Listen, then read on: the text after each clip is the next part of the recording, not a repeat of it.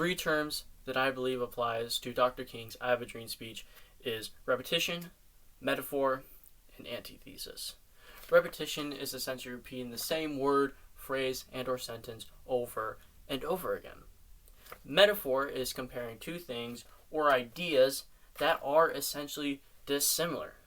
And antithesis is a sentence that is composed of two different parts that are parallel, in fact, but they have different meanings.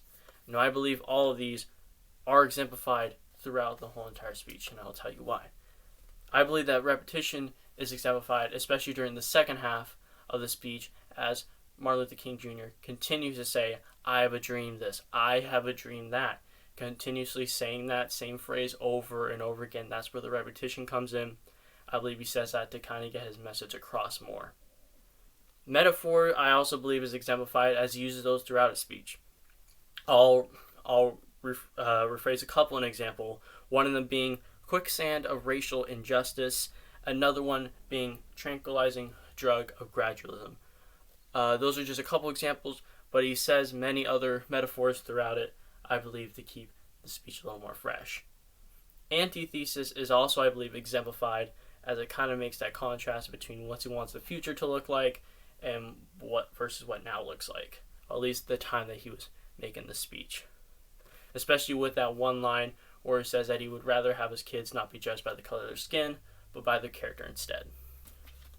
Now, the reason why I picked these three terms is because I believe that these three terms make the speech complete.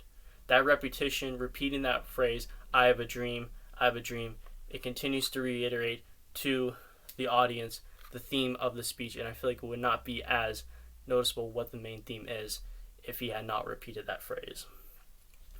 Metaphors as well, I feel like without the metaphors, it wouldn't grab people's attention as much, because maybe you might be hearing some sayings that people haven't heard before, maybe allows their eyebrow to raise a little bit and catches people's attention more than it already had.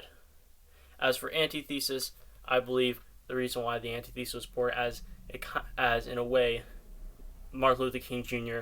was able to give a whole summary of what he wants his speech to be about with that one line, and that one line being that he wants his children to not be judged by the color of their skin, but by their character, which kind of summarizes the whole speech. But yeah, those three terms are what I believe are the most important.